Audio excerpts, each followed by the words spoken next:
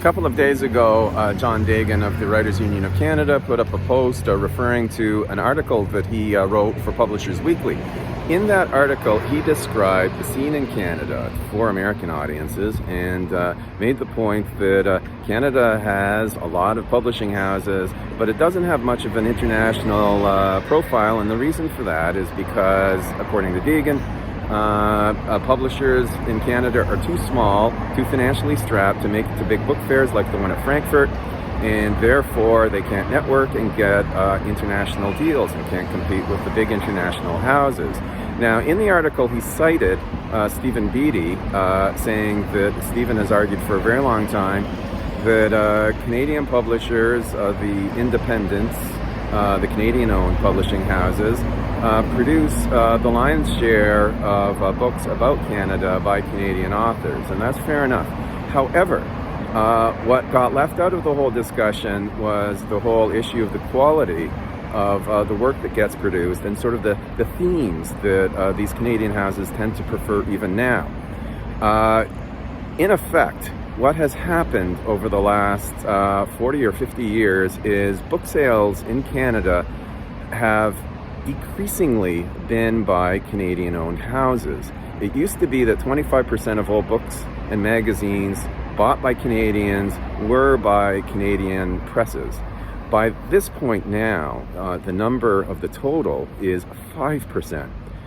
The number of Canadian titles that are bought by Canadians is just shrinking. And one reason for that, if you talk to any average Canadian book buyer, is they find most of the work boring that gets published.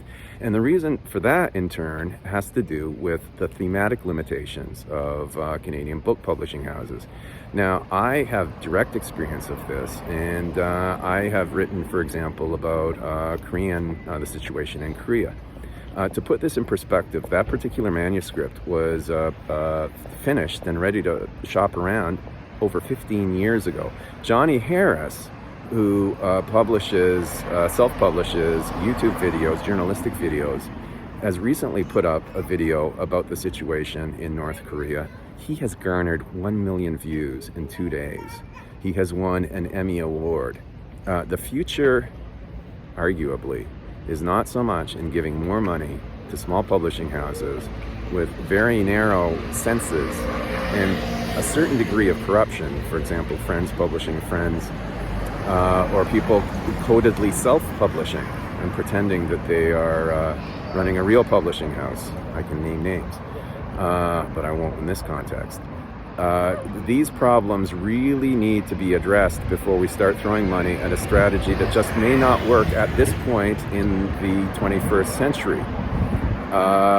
It is time for Canadian publishing to grow up, expand its horizons a little bit, and start publishing work that is more germane to the international, geopolitical, globalized world that we live in, but is still set in Canada and about Canadians. Can this industry pull it off? I'm not sure. But there is a big future in new media, and it's time for small presses to wake up to that reality. I have founded my own small press, micro press, probably the smallest press in Canada, maybe the smallest press in the world, based on that idea. And I can provide examples of the sort of work that I'm interested in. Some of it has not been done before. In any event, these discussions need to expand. We cannot keep basically funding old strategies, old techniques that have been tried and failed before. We need to try new things. I'm perfectly happy to cite examples.